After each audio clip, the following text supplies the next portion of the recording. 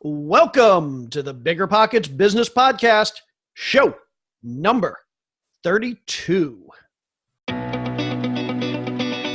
Welcome to a real-world MBA from the School of Hard Knocks, where entrepreneurs reveal what it really takes to make it. Whether you're already in business or you're on your way there, this show is for you. This is BiggerPockets Business.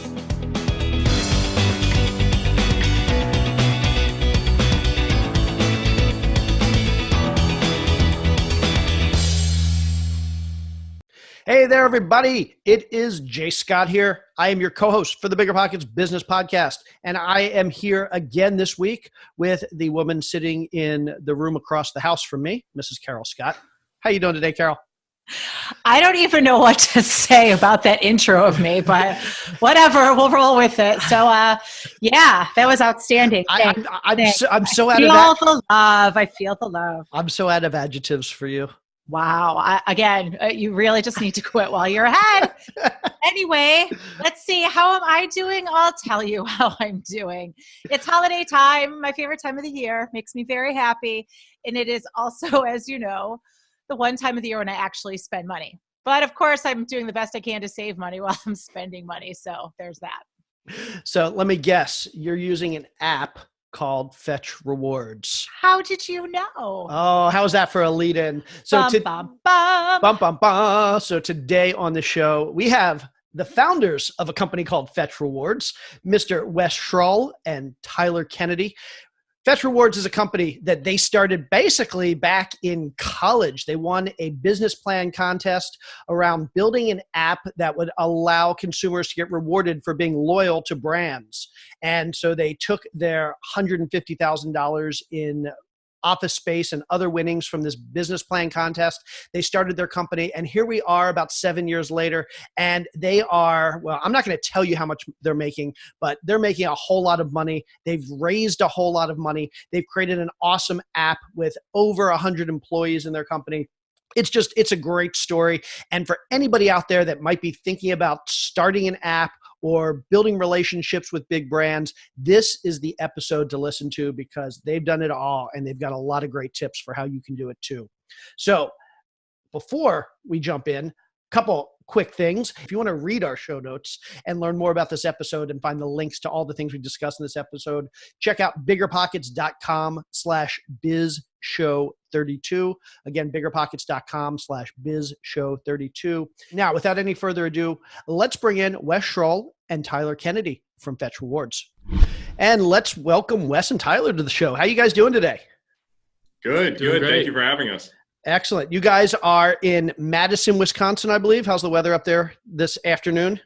It's gotten much colder. We woke up to, for me, unexpected snow a good inch or two the other morning and have 4 to 8 coming soon. Whoa. Are you part of that whole big Arctic front thing that just dropped a bomb on everyone out there? Yeah, I think so, unfortunately. I think we always are. I mean, living right in the middle of it.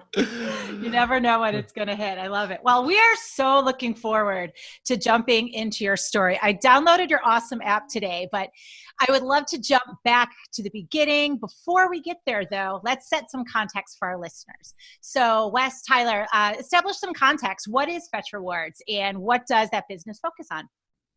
Yeah, so Fetch Rewards, it's a completely free application from a consumer standpoint, the folks who are actually going to be using the application, and it rewards them for buying hundreds of different name brands anywhere that they shop. So think name brands like Kraft, Heinz Ketchup, Dove, Miller Coors, Kimberly-Clark. We represent over 350 of them, and the basic message is if you buy any of these products anywhere, take a picture of the receipt using your phone, and you'll instantly get rewarded for doing that. So our goal is really to just drive loyalty to the brands and make it as easy and fun for the consumer as possible. That's really cool. Okay, so there's a whole lot of stuff there. So there's the business model, there's the relationship with the brands, it's the relationship with the retailers, potentially there's the technology, which I'd love to dig in a little bit to there. Before we dig in and before we go back to like how you guys got started, tell us a little bit just about the makeup of the company. How many employees do you have? How many customers do you have? How many app downloads? How many people actually upload receipts in a given day or week or month? What does that look like? Yeah, so we have about 120 full-time employees scattered around different offices. As far as users go, we are processing close to 1 million receipts a day, and that's from a total of 1.6 million, a little over 1.6 million monthly active users. The number changes every week. Yeah, it's hard to So keep it's up hard to sometimes. keep up with it sometimes. Wow. So 120 employees, 1 million receipts. That's okay. So now I'm really curious. Let's go back to the beginning. I want to hear how we got to where you are today. So whose idea was this? Where did the idea come from? How did you guys kind of incubate the idea? Just kind of give us the story from kind of start to how we got to where we are today. Yeah, so Tyler and I actually, we intersected our journey and our story probably only a couple months into when I had first come up with the original idea. And the original idea had been as simple as I'd just moved out of my dorm and into an apartment for the first time ever, meaning I had to go grocery shopping. And I want to interrupt for one quick second here, because a lot of our listeners aren't watching this. They're actually listening to this. So the person that's talking now is Wes. So I just wanted to point that out. That it's Wes that's talking now. Absolutely. So when I first actually had to go out and start doing grocery shopping, it was myself, and even later when I met Tyler, we would always talk about the fact that we'd go to different stores depending on either what day of the week it was, what transportation we had available, how lazy we were feeling if we just wanted a convenience store. And at the end of the day, every single one of them asked you to sign up for a loyalty program. And we always found that interesting because there was nothing specific about any of those retailers that really called for us to give them our loyalty and drive cross town just to go back to that single store, unless they were giving us a monetary discount. And yet when we go home and open up the cabinets or the fridge, it's the exact same brands or at least categories that we're buying week in and week out. And we couldn't figure out, well, why aren't those brands actually rewarding me directly? They shouldn't care about where I buy this product. They should just care that I am loyal to Pepsi. And let's connect that brand to be able to reach out and communicate to Tyler for the brands that he cares about, to Wes for the brands I care about, and really create something that was very dynamic. So that was really where the idea started, and started working on a business plan. And Tyler and I then crossed paths in an entrepreneurship class that we were both taking. I have to ask this question. Okay, so you said you had just left your dorm room. You had just moved out of your dorm room. So you were in college when you realized this whole concept of brands needing to buy your loyalty. That is incredibly insightful. You are literally still like a 20-year-old and you figured this out. That's amazing. Well, I think, I was also, we're fortunate that at that age, you're doing it for the first time ever. So while people may have had this realization or know it in the back of their mind, it's just the way things have been done for so long. Or, when I talked with my mom, she's like, yeah, that's just the way it always has been. So it's just, we were lucky that we were coming into it very much how a foreigner views a new country that they're traveling in. They'll question things about it and they'll look for new insights. And I think we were very lucky that we just happened to be eager to look for opportunities. And we happened to be looking when we, went on our first couple of shopping trips. Well, maybe a little bit lucky and fortunate, but you also had some awesome sensibility about you. So kudos to you for just figuring that out. That's really just amazing. So what year was this? It was 2012. Well, 2012 initially, yeah. And then we met up and started working together in 2013. That's right. Yeah.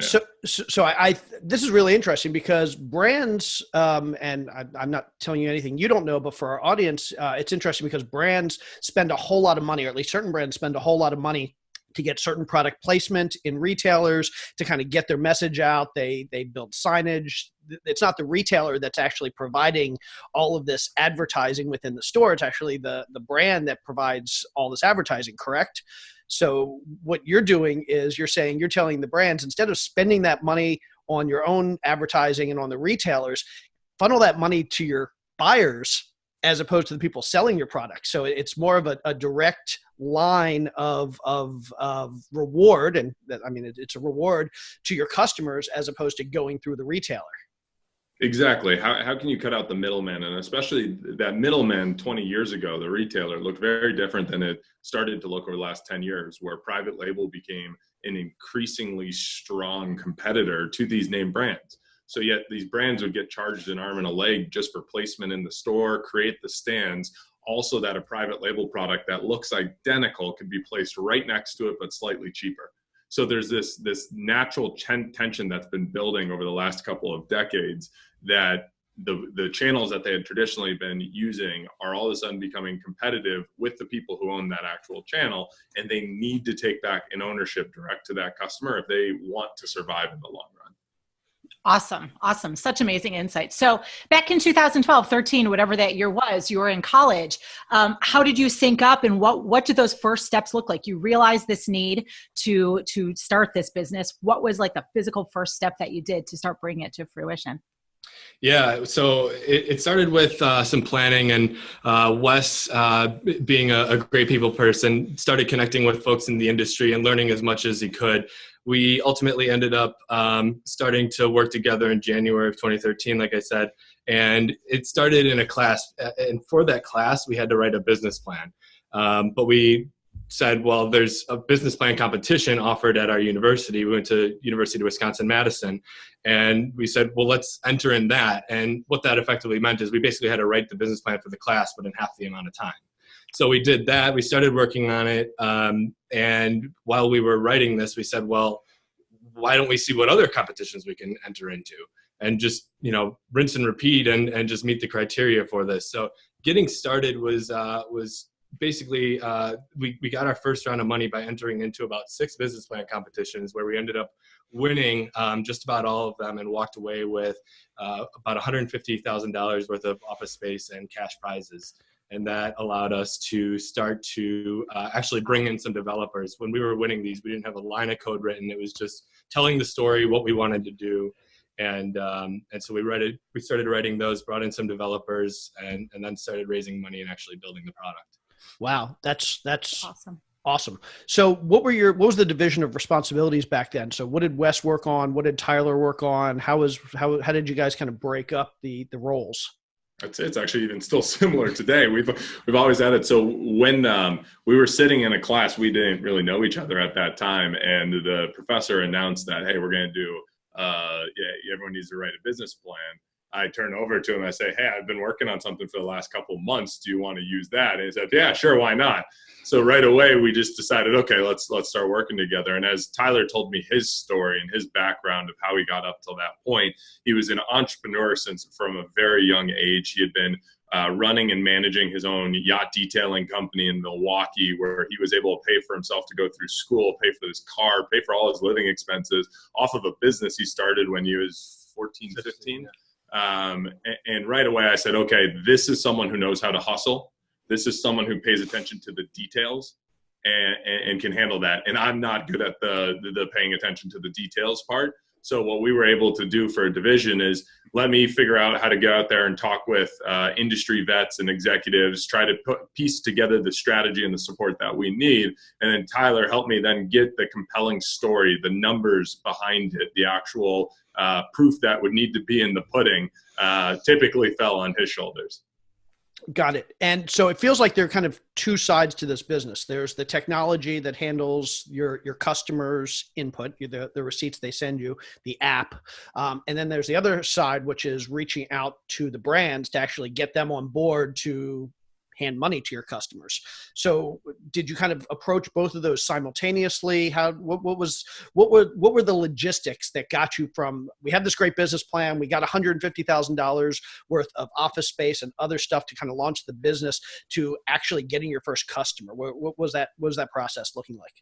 Here starts the long and winding road. I'll give you the kickoff and I'll turn over to Tyler to tell the rest. But initially, the problem that we face is 2 college students who don't have a lot of experience in grocery or brands by anyone's judgment, didn't have enough credibility to be able to walk into the largest of the large brands like P&G and say, you should work with us. We know how to get to your customer better than you do. We'd get laughed out of those meetings.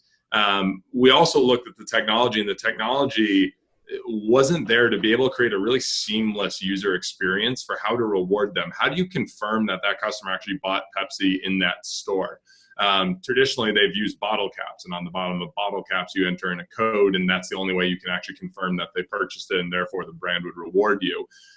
We figured that's not a good user experience. So we figured, how do we actually started the company with a pivot.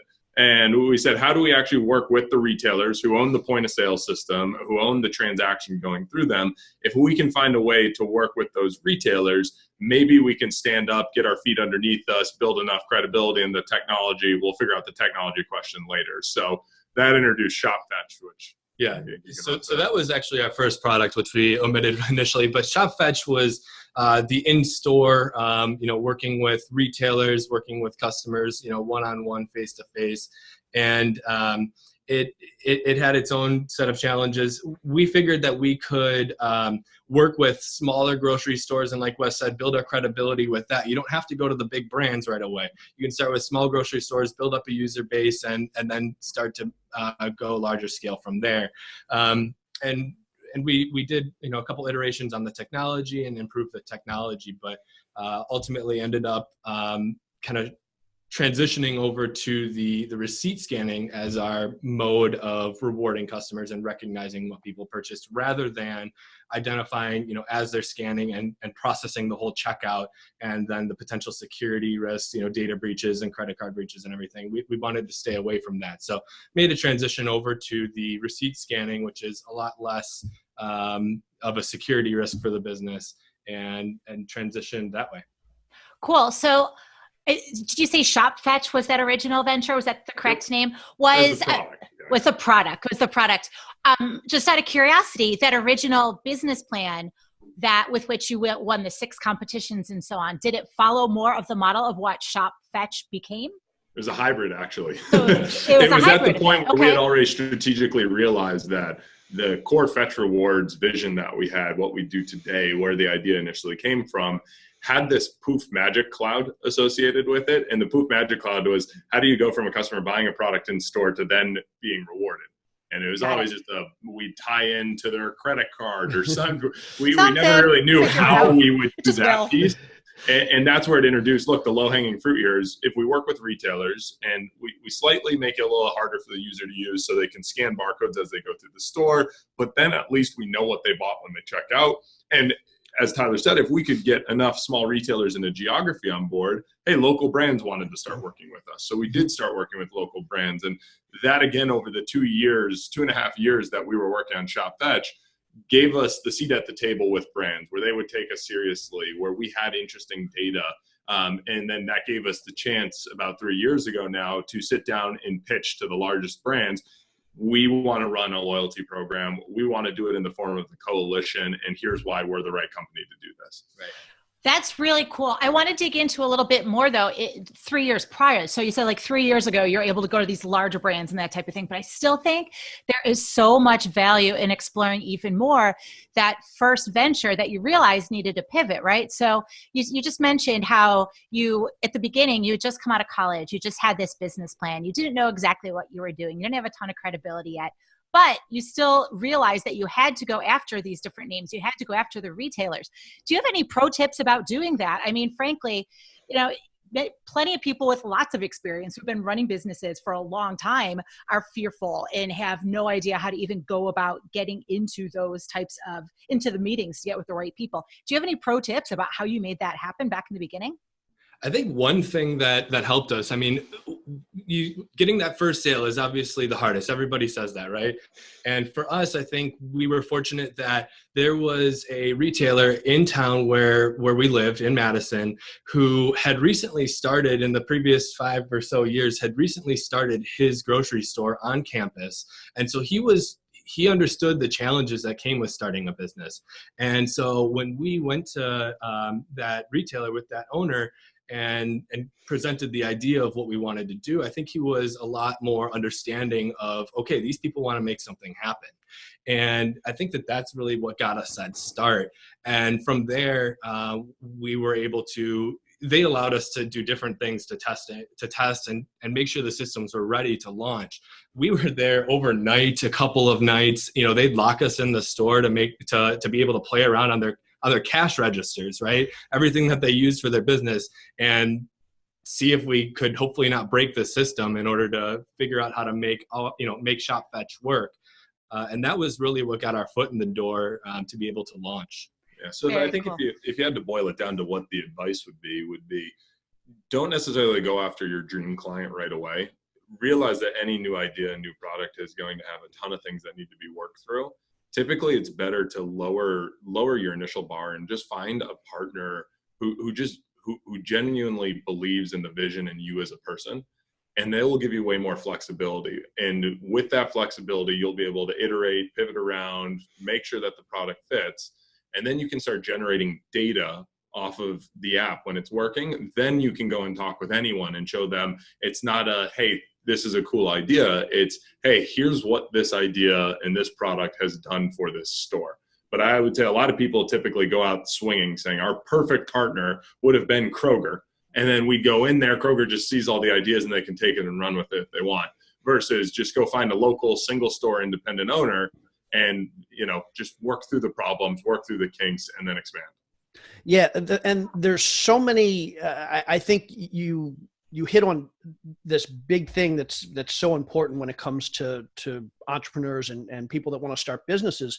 Too often we go out and we say, we need all the stars to align before we're going to take that first step. And you said earlier that there was this whole part of your business, this whole magic cloud part of your business that you didn't know how you were going to actually collect this data from the customer. But that didn't stop you from taking the first step. And you realize this is an iterative process, and we can take that first step and we can try different things and we'll eventually get there. And same with the brands. We can start with the smaller brands and we'll figure out how to build. Basically, the whole idea of iteration and pivoting and just keep making steps forward in the right direction, you'll eventually get there, as opposed to waiting until you have everything lined up, all the stars aligned, before you ever take that first step. So that's do it in small bite-sized pieces, right? As you were saying, you shouldn't failure early on, especially in small little ways, is really good and healthy. I mean, one of the things when I talk with entrepreneurs that they always are afraid to do is go out there and look at competition. If it's a good idea, chances are someone's already doing it or something similar to it. Yep. That's not a bad thing. That actually just tells you that you're onto something. The fact that you hadn't heard about it means that there's an opportunity. So go look at those things. It's painful, but swallow, the pill of pride and be able to just say, okay, what are they doing? What's working? What's not working? How could I do this better? Why would it be better for whoever the end consumer is? Yeah. I mean, it's the cliche that we always talk about in business. If you wait to get in your car, if you don't get in your car until all the lights are green between where you're starting and where you're going, you're never going to leave your house. Yep. So you have to be willing to get in and just start driving. That's awesome. Okay. So now we've pivoted a couple times. We've figured out kind of what that magic cloud's going to be, the scanning of the receipts. What were the steps to actually get this app built in the hands of consumers? And what challenges did you have with your brands? Was there any pushback from retailers? Were there any major, did you have to overcome any major issues on the brand and retailer side? Definitely.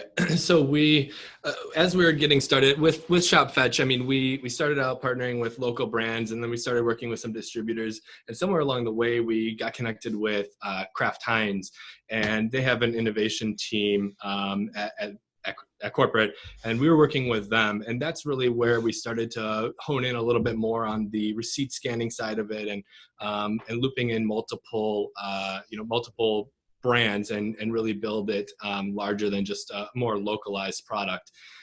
And as we started to do that and look into receipt scanning, there were different technologies that we had to pull together, some that we built, some that we purchased, and kind of went down that buy versus build decision process with a variety of those. And so ultimately came up with receipt scanning as the method of doing it. But that is not easy. If you think about receipts and the receipts you get from stores, and I'm getting a little tactical here, but the receipts that you get from stores, they're crinkled, they're faded. Sometimes you spill on them. The descriptions on them oftentimes can't be read by anybody.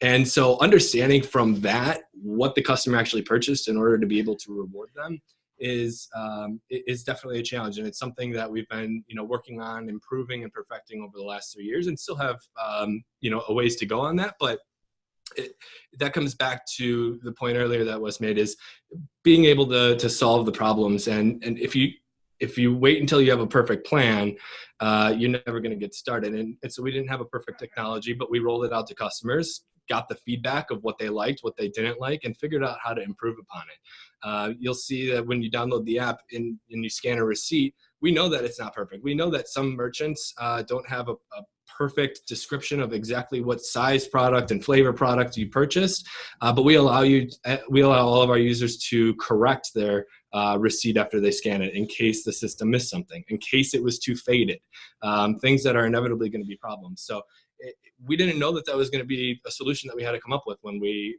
launched the Fetch Rewards app with the receipt scanning, but eventually had to go down that path to solve that problem. And did you find that actually made your app a little stickier? So you have people that are now forced to interact with you because they're instead of just scanning the receipt and going on about their day, they're going to scan the receipt. They're going to look and make sure everything's correct. They're actually spending more time looking at your app. They see something that's wrong. They go in, they fix it. They're spending more time with your app. And right. So they're actually, I mean, you're creating brand recognition there because they're being forced to interact with you more than just doing a quick snapshot and move on with their day. I think we'd certainly rather it be right the first time around. I've always been more amazed that it just speaks to the testament to how much people really like the product and the rewards that they're able to get, that they're willing to go through that extra work. I hate it. I feel terrible every time I see a report of how they have to be corrected, and I'd rather reinforce it with a better positive experience. But at the end of the day, as you said, I think it speaks volumes to obviously the level that they want to engage with the app and with the brands. So I think that's definitely important. Awesome. So you're talking about the customers who downloaded the app back in the beginning. So over the first, whatever the metric is, over the first 6 months or year or whatever, how many people had downloaded that app kind of right away? And how did you market it to people and get them to sign up? Yeah, so we are almost done with the third full year of Fetch Rewards. At the end of year one, we ramped up to 100,000 monthly active users. Year one? In year one. Right. So from January to December. Year two, we ended at about 416,000, I think, monthly active users. And now, of course, we're at 1.6, 1.7 million. So how do you get those numbers? I mean, those are huge numbers. And not only are they huge numbers, but it's grown so exponentially. So what's some of the marketing that you've used to get it in people's hands? I think one of the things that we're most excited about is similar to just the level of engagement that we have with consumers, that they're willing to go and correct a receipt. They want to go and actually tell people about it. If you look at our entire user base, out of the 4 million plus downloads, over 50% of them have come by users telling other users about it. So we have a very successful referral program. We try to pride ourselves on making it as easy as possible and as fun as possible for the customers. If you do those two things right, people will want to talk about it. And at the end of the day, that's what we focus on. And I think just the results is it results in a high growth rate. We also have our brands helping us. Funny story, when we first launched, since you were asking about how we got users on board, we started with just people in the office, and then we started by telling other, friends and family, and all of a sudden we're getting 20 receipts a day. And, at that point, the receipt reading wasn't very good. So, that's 20 receipts we had to go in there and manually make sure we're doing well.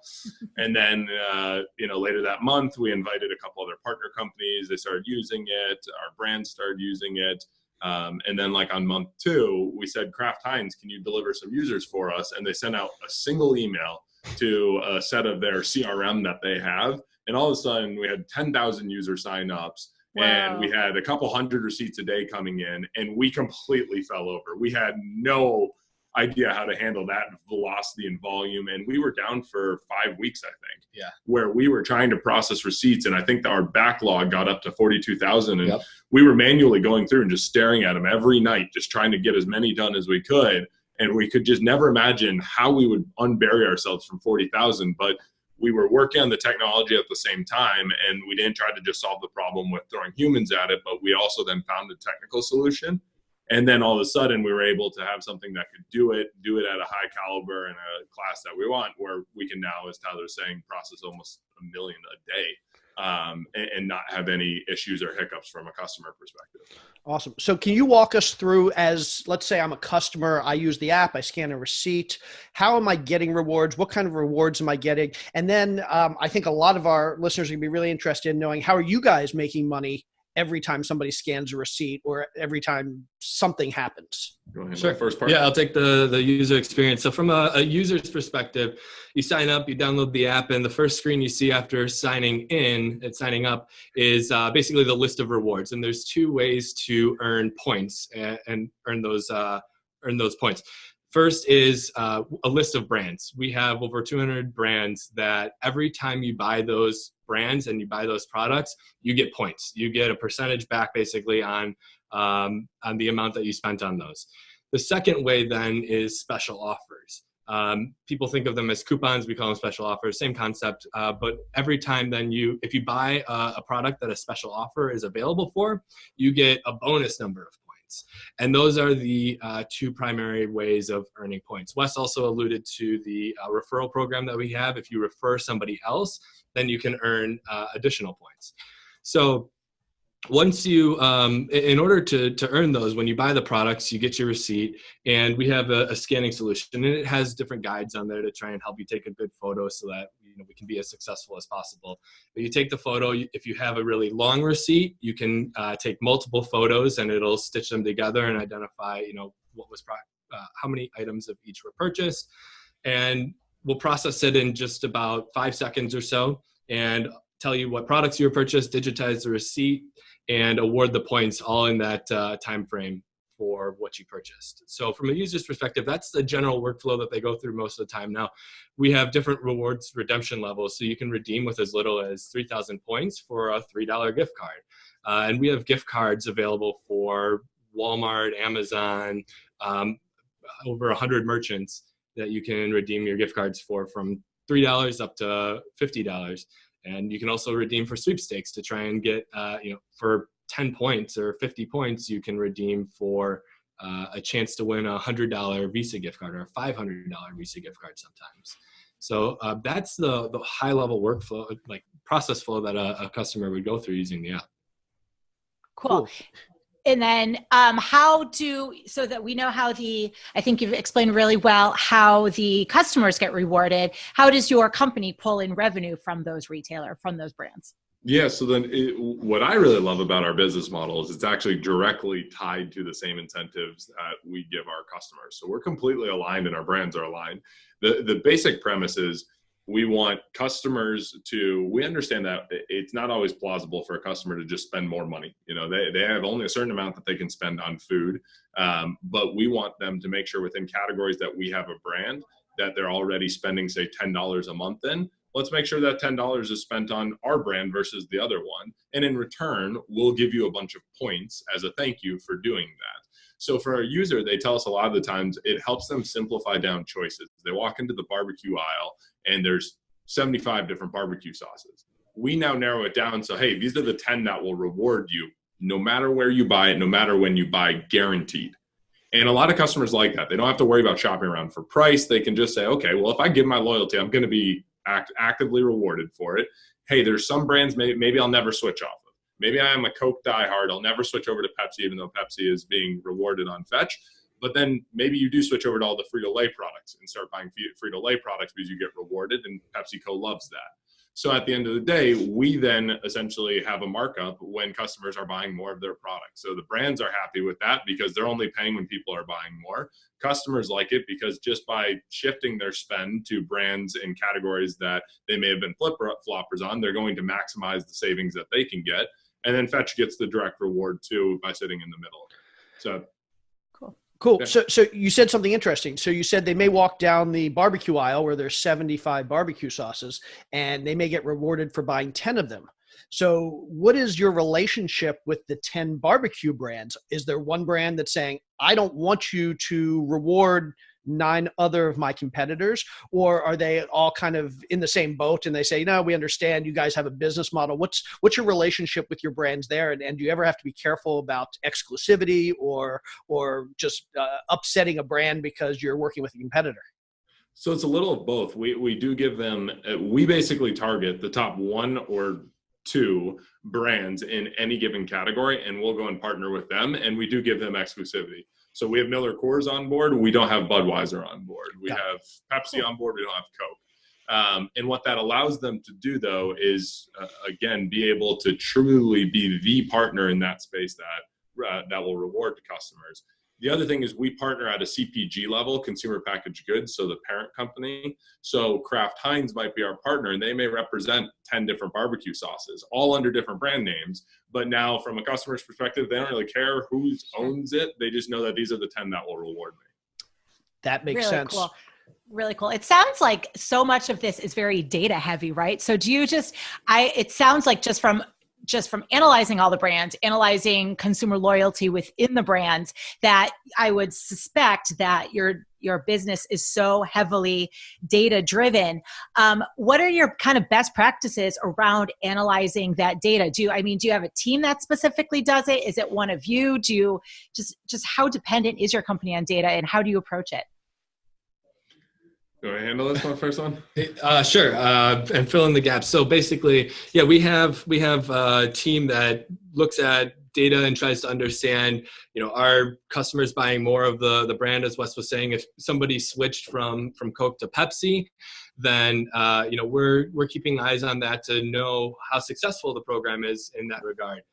So we have a team that reports that, works directly with each of our clients to understand what their goals are and make sure that our strategy in representing the brands in the right light to get the right target customers is aligned, and that we're approaching it the right way with the right special offers. And so that's one interesting thing. You were talking earlier about how a lot of brands pay the retailers for shelf space and things like that, and offer discounts in mass across the whole customer portfolio. And the same thing with with paper coupons. It's not very smart about, well, if this person was buying it anyways. We have the opportunity to recognize that, hey, Carol's always buying Pepsi, and she never switches from Pepsi. She doesn't need any additional incentive to do so. And so we try and make sure that we're smart about how we're offering rewards to different users. Yeah, so maybe in that case, you just get a little thank you, a little boost every 10th, 2-liter that you're buying, wherever the case is. And at the end of the day, we believe it's important to be a data-driven organization. We think that everything can be anonymized, though. So in those cases, we'll never necessarily know who the exact customer is that's getting this offer, but we just know, hey, these are their behaviors, and therefore we think this is relevant to them. So we always try to play that matchmaker. I think it's fine for us to obfuscate who that customer is. And then internally, we use data heavily to determine what new features do we roll out, which features are working, how are customers flowing through the application. So we try to use data to help bring a lens of understanding to the why behind people using it and the what that they're actually doing.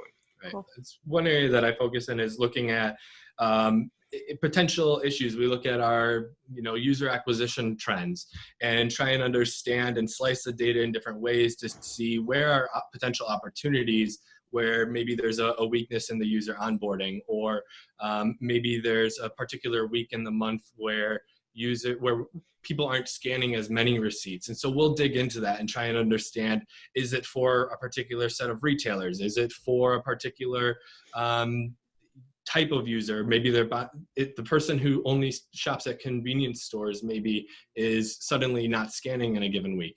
Why is that? Is there something that we can do to try and provide more value to those people? We want to make sure we're very much a customer first business, and want to make sure that we understand what people want and what people find valuable in the app, and make sure that we do the best we can to deliver that as efficiently as we can. And so that's where the data really comes into play, is understanding our users, what their needs are, whether they know those or not. It's evident in how much they're using the application, and then make sure that we deliver the value, which obviously then is shown in how often people are using it. That's awesome. Okay, so I want to take I want to kind of step back, and I want to look at the company a little bit more, because you mentioned earlier that you have 120 employees across 3 offices, which is mind-boggling. I know a lot of people are sitting there thinking, well, they have an app. Why do they need 120 people? It's all automated. So let's talk about this a little bit. So of those 120 people, 3 offices across the country, what's the breakdown of responsibilities for those employees? What do you do differently at different offices? What does your company look like from an organizational structure? Yeah, I'll jump in and talk a little bit about the technology side, the data side, since we were just talking about that.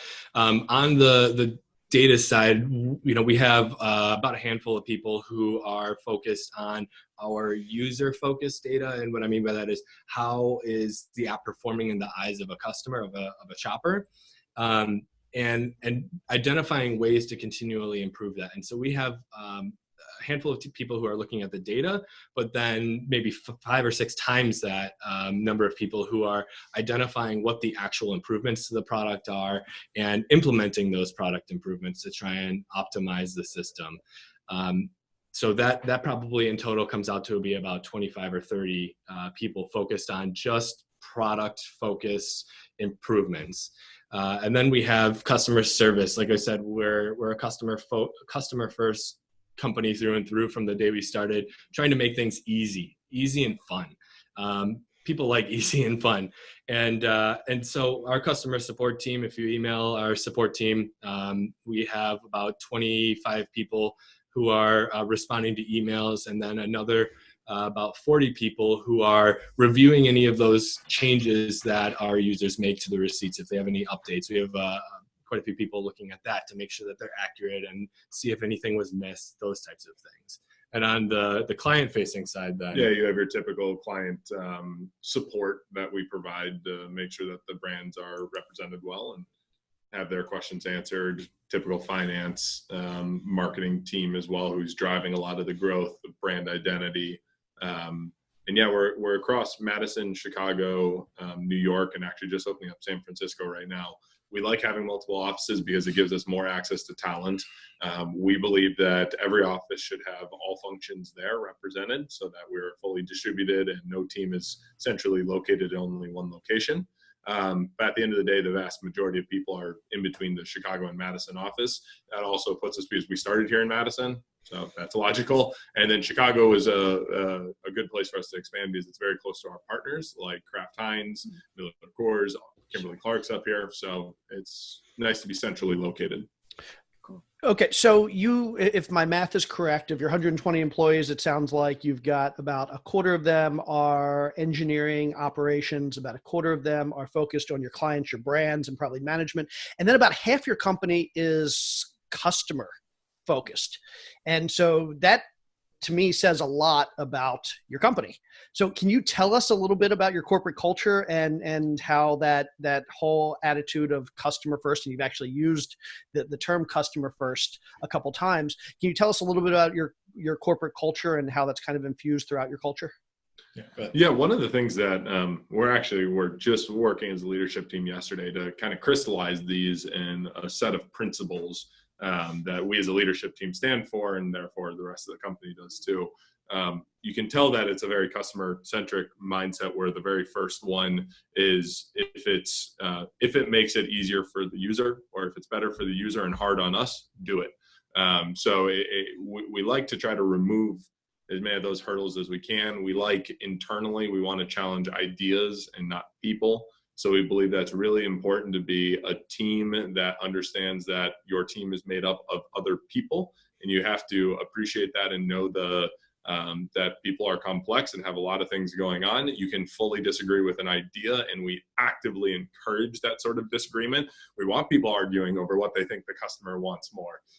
That's a really healthy debate, but as long as you're not challenging the actual individual, we think that that's really healthy. In general, we just try to also make sure that we stay very connected and transparent. So we do company updates with the entire staff there, where we'll share. You can ask basically any question you want, and we will do our best to answer it. We try to push information out so everyone in the staff knows what's going on, the good and the bad. Because we think if we have an entire village working on things, especially when it's bad, then we'll get a better solution and get one faster. And cool. I think I was going to say, I think a lot of people on the team are coming together, right? I think that those statements that Wes was making, kind of representing our culture, when you put it down on paper, are come to life in a variety of ways. I mean, we have just 2 examples off the top of my head. We have the support team, for example, has a potluck. pretty regularly, at least once a month. They just get together, bring stuff in, and share, converse, have a good time, and get back to it, helping people. We have a run club. This morning, a couple of us went and ran up and down a hill in Madison in 32-degree weather. Which there's only one of, by the way. There's not many hills out there. Yeah. Run club, and so the team really comes together, and it's about basically being one and figuring out what's best for the team and for the user.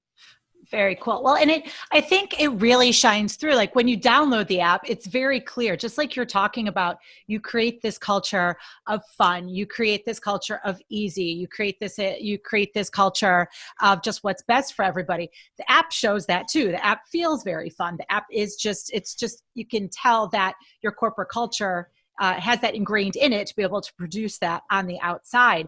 And then, so I'm wondering, you're talking more about all these ideas, all these collaboration, all this teamwork, how people are encouraged to have a healthy debate. What is your whole take on engaging and empowering employees? It sounds like from a leadership perspective, that's a big focus of yours. Is that accurate? I'd say it's an even bigger focus of ours, especially as we closed our most recent round of funding, which has allowed us to really accelerate growth, not only on the user side, but on the company side. So we're going to go from 120 people to well over 200 by the end of next year. And we think culture is something very organic. It changes, it grows, it needs to be nurtured. It's a living thing within a company. And as long as we're very clear on some of the stances that we have of how we want people to be treated, how people should be treated equally, should always feel safe and comfortable in their environment to have their voices heard. If we hire people who think like that, then that will percolate. They'll hire more people who think like that, and it kind of grows from there. So one of the other things, so like even with culture, we try to empower people to influence culture. And it's the exact same way that we're pivoting or moving the company more and more too, which is just empower the teams to make the decisions. They don't need a sign off. They don't need either of us involved. If they have a hunch, go tackle it down. Go do what you think is right for the consumer. Come back to us and say, hey, this worked, this didn't. And just be honest with yourself of what works and what doesn't. But if we have a collective group who's all going out there finding problems and solving the problems, that's going to be what allows us to move as fast as possible. Good. Wow. Absolutely love that. Okay. A couple more questions before we get into the final segment. I want to touch a little bit more. You just mentioned raising money. So I want to talk a little bit about how you guys have grown. You're up to 120 people. You mentioned you're going to hit over 200. I'm sure a lot of that is organic, and you've obviously done a great job growing the company. But I also imagine, and it sounds like you've taken some outside funding as well. Can you talk to us a little bit about what your funding sources have been and how you've grown kind of inorganically through outside funding? Yeah, at a high level, we've raised almost $50 million to date across the 6 years of the business. When we started the company, as Tyler was saying, we were very scrappy, where we were earning a lot of that ourselves through competitions and the creative ways that we were able to find as students that were available to us to get our feet off the ground. I think that was really important because that allowed us to get the business further on our own before we had to take a bunch of dilution. The later you can postpone raising to, with the more progress you have, an actual product and a team, the better off you're going to be, because it's less theoretical and vision-based and more actual results. And people then will trust you more, especially if you put some of your own capital on the line. So early on, we did that ourselves. We were able to deploy that, get a product up and running. We then found angel investors locally who came in and were putting in seed checks into the business. Then we actually attracted the attention of Great Oaks Venture Capital, which is a VC group out of New York who primarily just plays in seed stage companies. So came in at the same stage of a lot of the angels, but came with deeper pockets, which is something that's obviously important. And then that allowed us to continue accelerating. That got us through to basically Shopfetch and what we were doing on that. And then we were able to, as we were continuing to pivot the business and showing that, hey, a lot of the barriers that had held back Shopfetch, which was slow growth because you had to partner with retailers, it was a 3-legged stool versus a 2-legged. We were able to come in and say, hey, here's how we're solving all those major problems that were holding us back.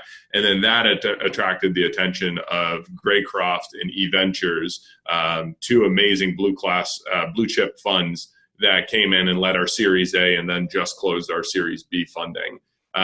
Again, money honestly gets easier to raise the further you go along, because it's more about just numbers and performance. And if you have success and you're showing a great track record, that's a lot easier. But definitely early on, we had to get scrappy, and we had to just prove ourselves time and time again. That's awesome. Yeah. One of the little talked about secrets of raising money, especially in the venture world, is that nobody likes to be the first to go. So it's everybody wants everybody else to do the due diligence. And as soon as one person kind of invests money, it's like, oh, they've been endorsed. Yeah, they've been endorsed. I trust them. I'm sure they've done the math. So then everybody comes on. So it sounds like you guys have got that momentum going. I know because you have investors, you're a private company, you can't talk a whole lot about your revenue and your financials and your margins. But what can you tell us in terms of maybe just general idea of what your top line looks like, what your margins look like, whatever you're comfortable talking about? Yeah, high level, since Inc. 5000 did a piece on us and published some of the revenue numbers, we were the fastest growing technology company in the U.S. this past year. Wow. Number 61 on the list, 67 on the list. That's awesome. Which was great. But in 2017, we did about just over $2 million in revenue. In 2018, that number was just shy of 10 million. And this year it's over 20. Wow. So it was a 4x, 2x, and we're going to continue on we think even slightly higher than a 2x rate going into next year. That's a good year. That's a really good year. That's awesome. So we have a lot of getting started entrepreneurs in our audience, some people that are running small businesses and are looking to grow. What kind of tips do you have based on your experience? What would you have done differently if you were starting over? What are just some tips that you can give our listeners and just things you've learned over the years? You want to go first? We've talked about a couple of things, but I think that it's important to highlight is, have a plan, but you don't have to have the whole plan and every step along the way figured out. And that's where really one key lesson comes in, which is be a problem solver. Wes kind of described his role versus my role, and he's kind of the ideas guy, and I figure out how to actually make it happen in the business. And so that comes in with, obviously new ideas don't have plans. And so figuring that out, solving the problems, and when people's receipts aren't being processed accurately, you have to kind of change how the technology works and allow them to correct their own receipt. So figuring out how to solve problems and solve problems elegantly, I think is a big piece. And the other thing that I think came out of Wes's description of his role versus my role is talking with people. I mean, don't be afraid of rejection. Many people want to help you, especially if you can find that almost mentor who wants to, who sees the value and sees the drive, as we found in our first grocery store partner. Find somebody, ask them questions, ask them dumb questions. They might not be dumb. They might be problems that business is currently facing, and then you uncover a new opportunity.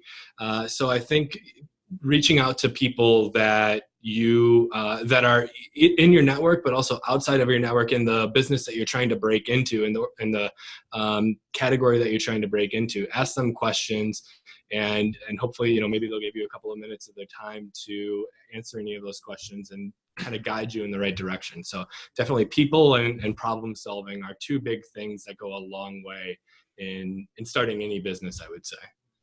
Very and cool. I think for me, it would be plan for adversity.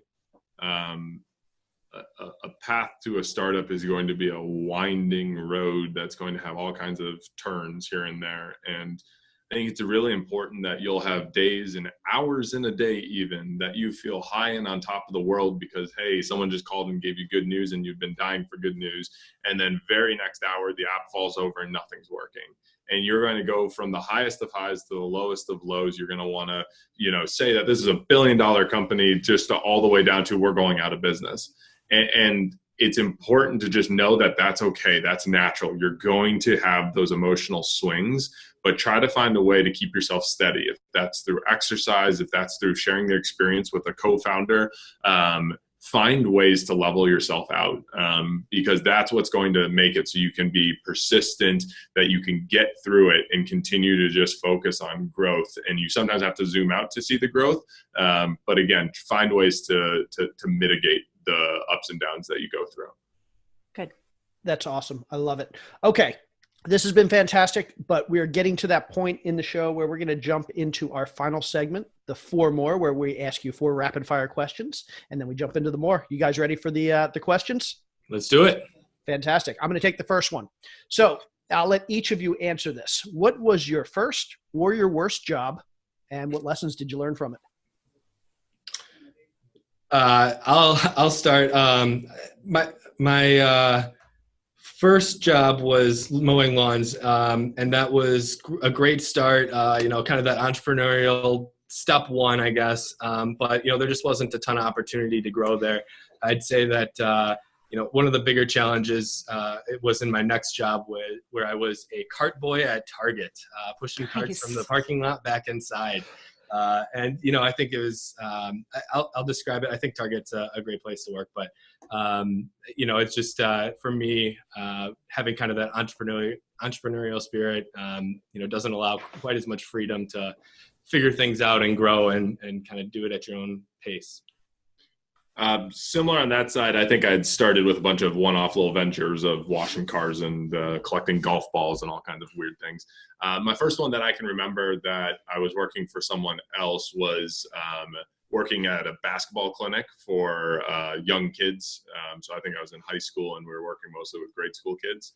I absolutely loved the chance to work with and mentor individuals, watch them get better over a time period, and do that coaching. That part meant a lot to me, and I still try to find aspects of that in what I do day in and day out today. The schedule sucked. I mean, it's definitely like you were there and you had to go from the very beginning and be on and ready and have energy for the kids and be able to handle all of their nonsense of little sugar balls running around. So that was definitely something that was more draining, I think. I think you'd take a big old nap afterward, right? Yeah, exactly. You're just like done. That's awesome. Okay, so you mentioned a few little adventures that you had along the way growing up and so on and so forth, but I'm curious to know from each of you, what is that one specific defining moment when you just knew you were gonna be an entrepreneur for life? You just had the entrepreneurial itch and that was your path. I'd say for me, Wes mentioned a little bit of my background prior to us meeting. I started a boat cleaning business in Milwaukee and had 4 people working for me and started to build that up to the point where when I sold it, had, like I said, 4 people working for me. We were working on about 30 to 40 boats a week, depending on the week. And so it was, that just inspired me. And my family wanted me to, go to professional school and be a doctor or something. And I was down there, I was like, but I like this boat and he owns a business. So I think it kind of reinforced the whole concept. I like boats and a lot of them own businesses. Mine was back in 4th grade. My brother, who's 2 years older than me, is much more creative and skillful than I am at doing things with his hands. And we'd gotten 2 $2 bills from the bank. And my brother had created them into a wallet using see-through tape and kind of put them together so you could open it up and put your actual money in between. And he gave it to me, and I later sold it on the bus for $26 to another kid. And I was hooked right there that, oh my gosh, you can take something that's worth $4, put some sort of unique spin on it, and all of a sudden it's going to be worth $26. And the unfortunate part of that is the school did send me home that day. They were not happy with me for apparently ripping the person off. But I thought it was a valuable learning experience. The only time I've ever been sent home from school. You know what? If our kids would have been sent home from school, it would have been like, yes, go back and do it again tomorrow. I'm so proud of you. Totally, yeah. Awesome. Okay, question number 3. There is a lot of bad advice that floats around in the business world and the entrepreneur world. What's some of the worst advice you guys have heard? And how would you turn that into better advice? I hate when people talk about work-life balance. I do not believe in work-life balance whatsoever, especially if you're an entrepreneur. It is all your life and you have to figure out how to work it together. There's no concept of, well, I need to be off on weekends so I can recharge. It's like, you're not going to ever want to recharge. You're going to need your phone on you. Because checking those emails and falling behind isn't an option. And you just have to be okay with that and surround yourself with people who understand the commitment that you have to wanting to be successful with your business and will be supportive of that. But don't fall into the needing to meditate or do all these little one-off things that people swear by is that's the one thing you need to do. It's no, I just think you could figure out how to make your work and your life come together into one thing where you treat it all as your life and do things that make you happy and that you are happy spending your hours on this earth doing, and you'll be a heck of a lot happier than trying to make some sort of false distinction. I agree with that, and I think I'll add that making your work something that you enjoy doing, and surrounding yourself with people who inspire you and bring you joy at your work, I think is key as well. If you do that, then it isn't as stressful. Yeah, you'll have the ups and downs, but you'll have somebody else to kind of buffer those. And I think making work a place of pride and enjoyment, I think, is key to that. Awesome. Okay, here's the fourth question, which is always my favorite. What is something in either your personal or professional lives that you've splurged on along the way? You've just spent way too much money on it, but it was totally worth it. My Great Dane. Oh, I love that. What's your Great Dane's name? His name is Picasso. He is white and black like a spotted cow, and he looks like a cow. He has two different colored eyes, a brown and a blue one, and nothing matched on him. So thought Picasso was a very fitting name. That is how. But yeah, he was way too expensive. I shouldn't have done it, but I love him to death. Absolutely, yeah, it's totally worth it, and then some. Yeah, his name is Pico for short, which is obviously in contrast to the Great Dane. And how about you, Tyler? I'm gosh, he is conservative. I try and be so frugal. Yeah. We bought some cheese curds the other day. You probably didn't need, but that was a big day. And I got 2,000 points when I bought them. It was great all the way around. I do. That was hard for me because I do try and be frugal. I mean, I guess sometimes you don't need a new phone, but you upgrade it and you justify it because you work for a tech company. But you like to do vacations. I do like to go on a road trip. My wife and I argue because not argue, but we've come to an agreement that we do one sit on the beach vacation a year and one more adventurous vacation a year. So from going out and touring some national parks, that's what we've done, and otherwise going in and just sitting on the beach and relaxing for a little while. We just got back from actually our honeymoon in Hawaii, and that was a great time. Oh, congratulations. Awesome. It is. Congrats. It's time splurging, less than money splurging. There you go. We hear that a lot. That's awesome. Okay, so now that brings us to the more part of the four more. Can you tell our listeners a little bit more about where they can find out about your company, where they can download your app, where they can connect with you, and anything else you want to talk about? Sure. The app, you can learn more at fetchrewards.com or download it from the Google Play Store or the Apple App Store. Name is Fetch Rewards. As far as learning more about myself, happy to connect on LinkedIn or shoot me a message there. Also, Instagram, both of our accounts are public. _Tyler_Kennedy. And mine's at Wes Schroll, I think. Yeah. Simple. Awesome. Guys, this was fantastic. Thank you so much for sharing. Love the story, love the app, love the business, and I look forward to having you back in a couple of years to get an update and hear about all the new awesome stuff that's going on. But thank you so much. Sounds great. Yeah, thank you guys. Really Thank appreciate you. it. Talk to you soon. Take care. Yep. Bye. Bye. What a great story. So they won a business plan contest. Well, 6 of them. They won like 6 of them. They That's won what's 6 of amazing. them. Okay, 6 so of them. In college. I guess if you've won 6 business plan contests, it's competitions. It's less impressive that you now have a $20 million company. Whatever. Just everything about them, right? Are you kidding me? They started this in college, for crying out loud, and now their app is scanning 1 million receipts a day. Like what is that? That's crazy. How many of those are going to be yours? I don't think you want to know. Anyway, they're incredible. They just made it happen. They grew. They were smart about it. They pivoted. They took customer feedback. They were just unabashed and going into these big companies and just doing what they needed to do. And now they've got an awesome company where they empower employees. And that's just a beautiful thing all the way around. Way cool. Yeah. Yep. My favorite takeaway from that is you don't need to have all the answers to get started. Right? Just Do start taking action and figure it out as you go along. Yeah. Super. Excellent. Okay. Are we done here? We are so done. Okay. Well, everybody, you have a fantastic week. She's Carol.